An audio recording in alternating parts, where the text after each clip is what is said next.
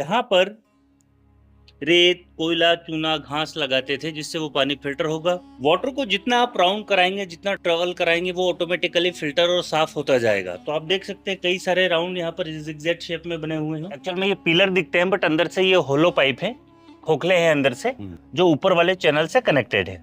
यहाँ से पानी आएगा प्रेशरली। इस साइड आप देखेंगे ये प्रेशर को कंट्रोल करने के लिए बनाया गया था, इसको एयर एग्जिट पॉइंट कहते हैं। और यहीं से प्रेशर को मैनेज करके वाटर को आगे सप्लाई किया जाएगा। और ये है उनका फाउंटेन पॉइंट, जहां पर लगभग 4 से 6 फीट का फाउंटेन मेंटेन किया जाता। ये है उन लोगों का ड्रिंकिंग वाटर फिल्ट्रेशन प्लांट। इसमें कई सारे ब्रैकेट्स बने हुए हैं और कई सारे होल हैं, और सारे होल अप डाउन बिल्ड हैं। किसी में रेत, किसी में कोयला, किसी में चूना, किसी में घास, अलग अलग प्रोसेस से वाटर जाएगा। सेंटर पर कलेक्ट करेंगे और वहीं से लेकर जाएंगे कॉपर के बर्तनों में वाटर को ड्रिंकिंग के लिए। तो पहले वो लोग उन जड़ी बूटियों को प्राप्त करते थे, कपूर के साथ मिक्स करते थे, एक एरिया फिक्स करके डालते थे लेक में। तो वहाँ जब उनकी रानियाँ स्विमिंग करेंगी या नहाएंगी तो उनका असर बॉडी पर होता था, जैसे बाल काले हो जाना और सुंदरता बढ़ना। हम जिस कॉम्प्लेक्स के अंदर खड़े हैं इसे मॉन्यूमेंट्स ऑफ ग्रुप कहते हैं। सिंगल मॉन्यूमेंट होता तो एक कहेंगे, बट इसके अंदर काफी सारे मॉन्यूमेंट्स बने हुए हैं। वैसे इस पूरे स्ट्रक्चर को बिल्ड होने में लगभग 1400 ईयर का टाइम लगा है, क्योंकि किसी भी डायनेस्टी में इतना टेक्निक और पावरफुल नहीं थे कि एक ही डायनेस्टी इतना बड़ा कॉम्प्लेक्स बिल्ड कर दे। तो इस पूरे कॉम्प्लेक्स को बिल्ड करने में लगभग 1400 साल लगे।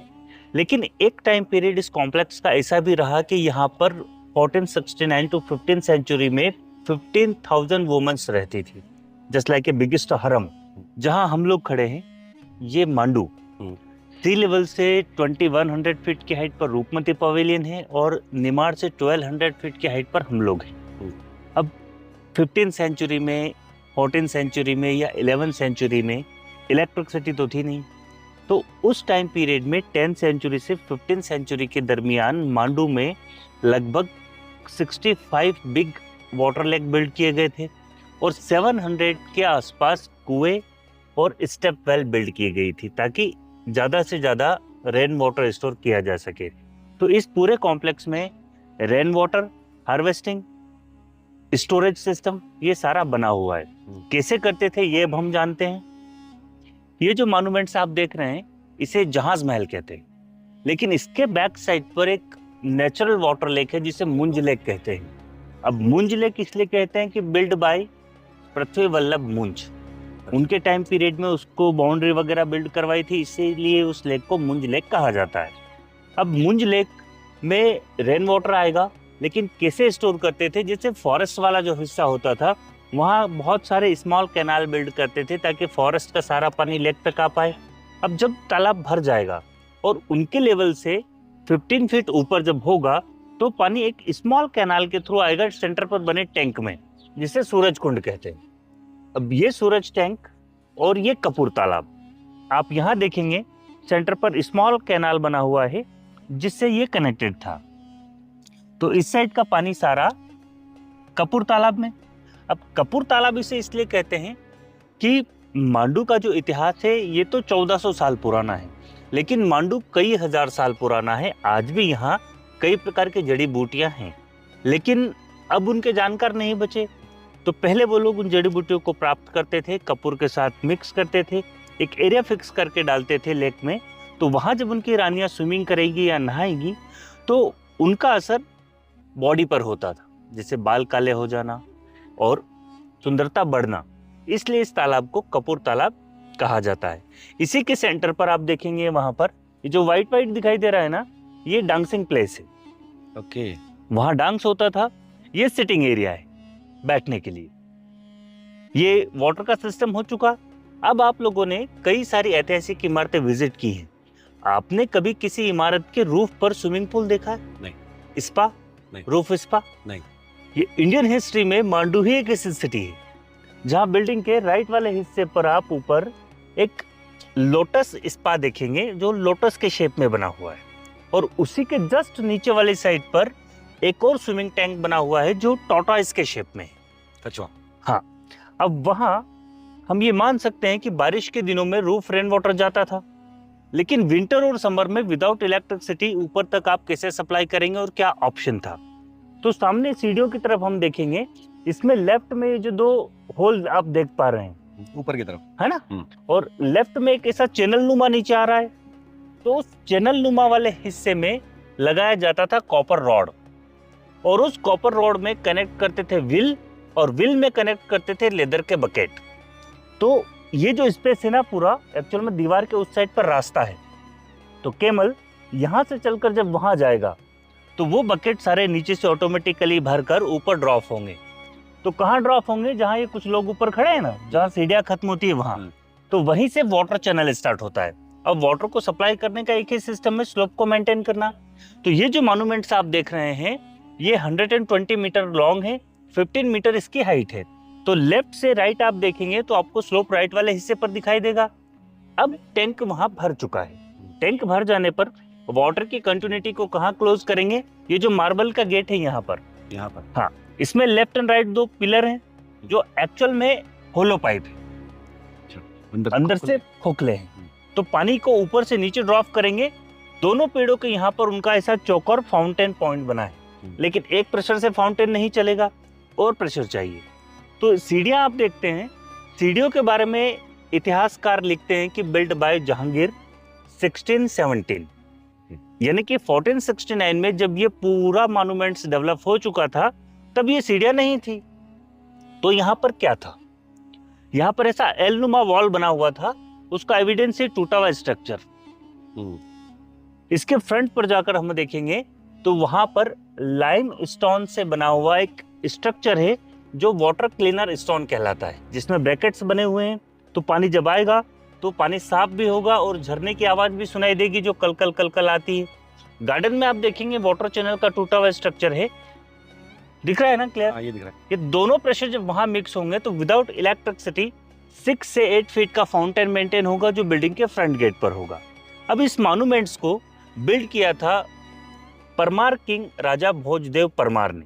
तब इसका नाम कलर्ड पैलेस था, रंग महल। ऊपर छोटे छोटे आर्चेस जो आप देख रहे हैं, कि आर्चेस तो बाद में बनाएगी, बट इसमें बहुत ही नायाब स्टोन लगा हुआ था, लैपिस लाजुली, जो समय के साथ खत्म हो चुका है। 1469 टू 15 सेंचुरी के दौर में इसका यूज किया जाता था रॉयल हरम के रूप में, जहां सुल्तान गयासुद्दीन खिलजी की रॉयल क्वीन नाजनीन बानो रहती थी। तो ये इतना ओपन नहीं था, इसमें सैंडस्टोन की ही जालियां लगी थी, अंदर कॉटन का पर्दा होता था ताकि वुमेन्स अंदर से बाहर का पूरा व्यू देख ले, बाहर से कोई अंदर ना देख पाए। 1617 में जहांगीर और Nur Jahan first time Mandu visit के लिए पहुंचे, तो बिल्डिंग के रूफ टॉप पर जाकर उन्होंने देखा कि चारों तरफ अंधेरा है, क्योंकि इलेक्ट्रिसिटी तो थी ही नहीं। तो उस अंधेरे के दौर में उन्होंने देखा कि स्टार और मून के शेडो जब उन्हें फ्रंट एंड बैक लेक में दिखाई दिए तो उन्हें फील हुआ लुक लाइक ए शिप, कि ये इमारत एक जहाज नुमा है, तभी से इमारत को जहाज महल कहा जाता है। ये पाइप्स हैं, एक्चुअल में ये पिलर दिखते हैं बट अंदर से ये होलो पाइप है, खोखले हैं अंदर से, जो ऊपर वाले चैनल से कनेक्टेड है। यहाँ से पानी आएगा प्रेशरली। इस साइड आप देखेंगे ये प्रेशर को कंट्रोल करने के लिए बनाया गया था, इसको एयर एग्जिट पॉइंट कहते हैं, और यहीं से प्रेशर को मैनेज करके वाटर को आगे सप्लाई किया जाएगा। और ये है उनका फाउंटेन पॉइंट, जहां पर लगभग 4 से 6 फीट का फाउंटेन मेंटेन किया जाता। अब हम लोग आ चुके हैं उनके लिविंग एरिया में। ये लगभग 14 हॉल बिल्ड किए हैं उनके लिविंग के लिए, जो रॉयल फैमिली के लोग इसे यूज करते थे हरम के तौर पर, उनकी वुमेन्स स्पेशली। तो मांडू की हाइट बहुत हो जाने के कारण यहाँ पर समर में टेम्परेचर बहुत जाता है, तो उन लोगों ने मांडू की स्थिति को समझकर ही यहाँ पर मॉन्यूमेंट्स को बिल्ड किया। तो स्पेशली उन्होंने ये सैंडस्टोन यूज किया जो धौलपुर से लाया गया था, राजस्थान। ये टेम्परेचर को मैनेज करता है और साउंड सिस्टम के लिए होता है, तो हल्का सा साउंड भी बनी रहा है।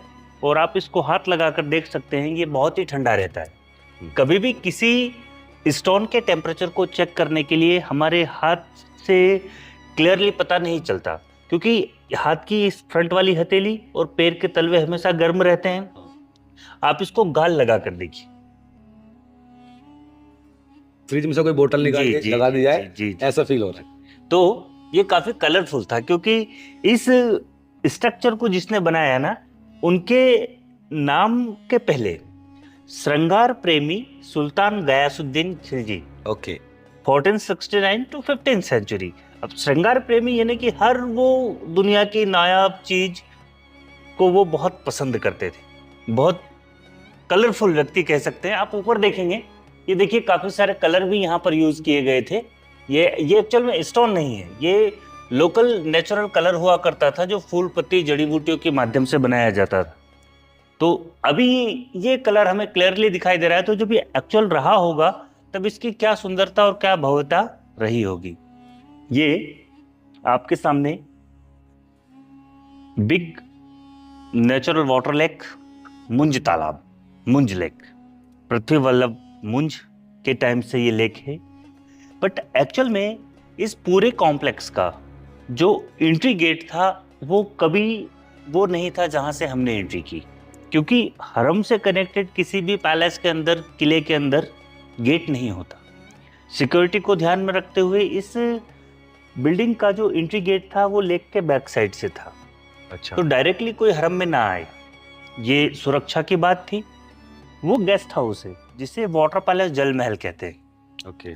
Build by Jahangir 1617, used to VIP guest house. जैसे जहांगीर के साथ डॉक्टर सर थॉमस रोबी मांडू पहुंचे थे तो उन्हें यहीं पर ठहराया गया था। और कुछ इतिहासकारों का मानना रहा है कि ईस्ट इंडिया कंपनी के डॉक्यूमेंट्स पर सिग्नेचर जहांगीर के द्वारा इसी पैलेस के अंदर किए गए थे और फिर उन्होंने अपनी फर्स्ट यूनिट कोलकाता से स्टार्ट की। अब हम लोग आ चुके हैं जहाज महल के रूफ टॉप पर, जहां पर जैसे मैंने आप लोगों को बताया था कि नीचे से वाटर को टॉप तक कैसे सप्लाई करते थे। तो ये जो स्ट्रक्चर है इसके बैक साइड पर पर्शियन व्हील वगैरह लगा हुआ था और इस चैनल के थ्रू पानी आगे बने स्विमिंग पूल तक जाता था। सेकंड सिस्टम ये था कि पर्शियन व्हील के थ्रू वाटर तो विंटर और समर में ऊपर सप्लाई करते थे, बट रेनी सीजन में ये पूरा ओपन रूफ का water, roof rain water in चैनलों के थ्रू स्विमिंग पूल तक पहुंचता यहां तक। इस हॉल में लिमिटेड वाटर ही आगे एग्जिट होगा और ये पूरा उनका कॉन्सेप्ट है रूफ रेन वाटर क्लीनिंग का। यहाँ पर रेत, कोयला, चूना, घास लगाते थे जिससे वो पानी फिल्टर होगा।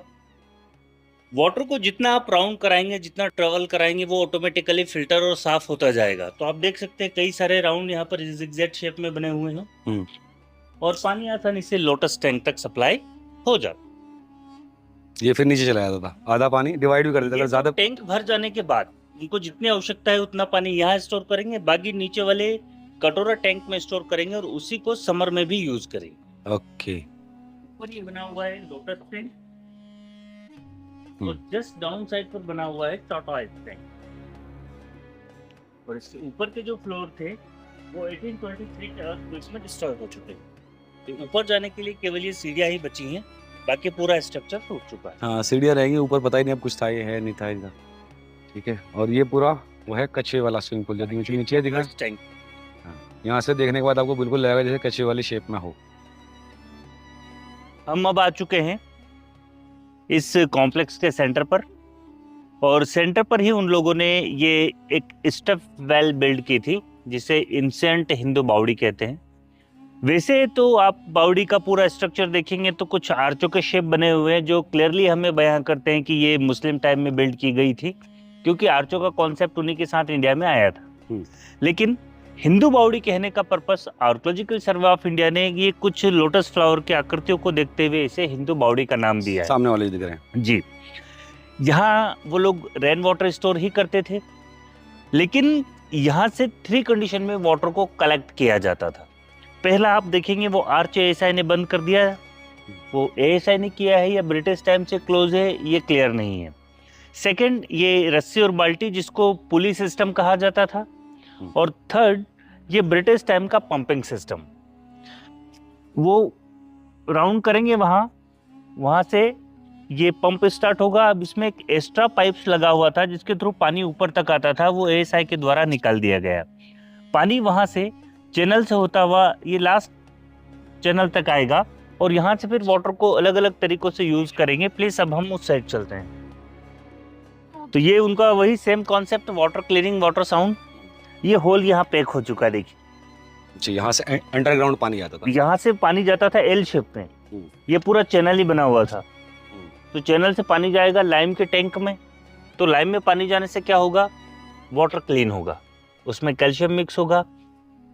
उन लोगों को बिल्डिंग कंस्ट्रक्शन के लिए जो लाइम अवेलेबल होता था वो स्टोन था, लाइम स्टोन ही कहते थे उसे लिक्विड करना है।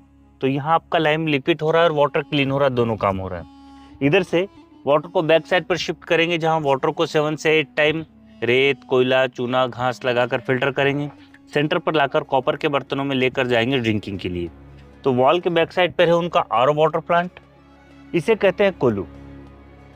इसमें बिल्डिंग कंस्ट्रक्शन मटेरियल बनाया जाता था।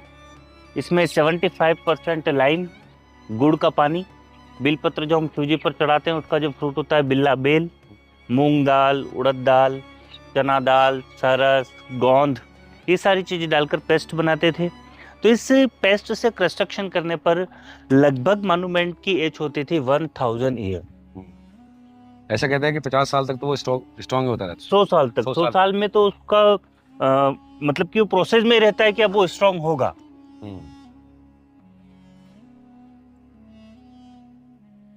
ये है उन लोगों का ड्रिंकिंग वाटर फिल्ट्रेशन प्लांट।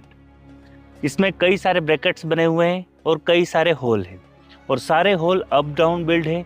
किसी में रेत, किसी में कोयला, किसी में चूना, किसी में घास, अलग अलग प्रोसेस से वाटर जाएगा। सेंटर पर कलेक्ट करेंगे और वहीं से लेकर जाएंगे कॉपर के बर्तनों में वाटर को ड्रिंकिंग के लिए। जैसे अब हम आरओ बनाते हैं जी, आरओ को फिल्टर के अंदर जितने आइटम जो रिफिल वगैरह डालते हैं वो यही सिस्टम है सर। ओपन रिफिलिंग सिस्टम है जी, यहीं से देख के आज हमारे पास ये टेक्नोलॉजी आ रही है। बिल्कुल। वहां से होते होते वो शॉर्ट होते होते हमने टेक्नोलॉजी को डेवलप किया और वो फिल्टर के रूप में हमारे पास आ गई, आरओ फिल्टर के रूप में। बिल्कुल, नहीं तो ये पुराना आरओ फिल्टर सिस्टम ही है, अगर देखा जाए तो। वही है। तो दोस्तों देखिए, ये था जहाज महल कॉम्प्लेक्स जो मैंने आपको दिखाया। और ये वीडियो मेरी आपको कैसी लगी मुझे कमेंट करके बताइए। अगर मेरी वीडियो आपको पसंद आई हो तो लाइक कीजिए और शेयर कीजिए और मेरे चैनल को सब्सक्राइब कीजिए। मिलता हूँ फिर एक और अच्छी वीडियो में, एक और अच्छी जगह पर। तब तक के लिए बाय बाय, टेक केयर, अपना ख्याल रखना।